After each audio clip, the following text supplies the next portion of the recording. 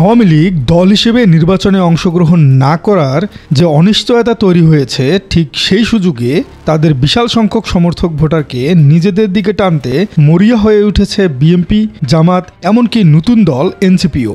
মাঠ পর্যায়ে চলছে জোর তৎপরতা। কি চলছে পর্দার আড়ালে এবং কেন গোপালগঞ্জের মতো ঘাঁটিতেও জামাত দিচ্ছে প্রার্থী, চলুন বিশ্লেষণ করা যাক। মাঠ পর্যায়ের সম্ভাব্য প্রার্থীরা বলছেন, নির্বাচনের ফলাফলে আওয়ামী লীগের এই ভোট ব্যাংক একটা বড় ফ্যাক্টর হতে চলছে। আর যেহেতু আওয়ামী লীগের রাজনৈতিক কার্যক্রম এখন প্রায় নিষিদ্ধ, তাই দলটির সমর্থক ভোটারদেরকে কাছে টানতে বিরোধী দলগুলো ব্যবহার করছে বিভিন্ন ধরনের কৌশল। স্থানীয় পর্যায়ে নৌকা সমর্থকদের নিরাপত্তার আশ্বাস দেওয়া হচ্ছে, তাদের বিরুদ্ধে থাকা মামলা, হামলা, এমনকি হয়রানি থেকে রক্ষার নানা রকম প্রতিশ্রুতি দেওয়া হচ্ছে। অর্থাৎ ভোট পেতে শুধু রাজনৈতিক এজেন্ডাই নয়, স্থানীয় ভোটারদের ব্যক্তিগত নিরাপত্তার আশ্বাস দিয়েও সমর্থন আদায়ের চেষ্টা চলছে।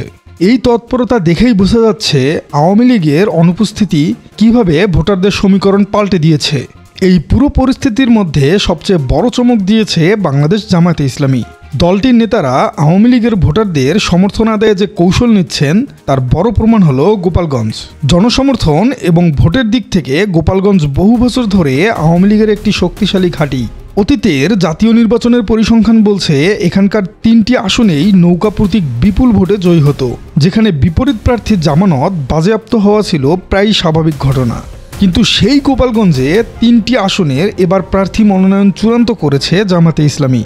আওয়ামী লীগের ঘাঁটি হিসেবে পরিচিত এলাকায় জামাতের এই তৎপরতা কি শুধুই নির্বাচনী প্রস্তুতি, নাকি আওয়ামী লীগের ভোটারদের একটি বড় অংশকে কাছে টেনে নেওয়ার কোনো বড় রাজনৈতিক বার্তা? সামাজিক যোগাযোগ মাধ্যমে জামাত ও বিএনপি নেতাদের বক্তব্য এই মুহূর্তে তুমুল আলোচনায়। তারা বারবার আওয়ামী লীগের সমর্থকদের আশ্বস্ত করার চেষ্টা করছেন।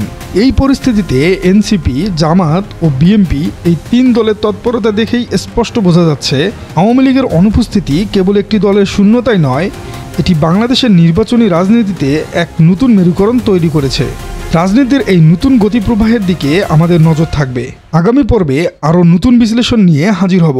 সবাইকে ধন্যবাদ এবং চ্যানেলটি সাবস্ক্রাইব করে রাখার জোর অনুরোধ রইল।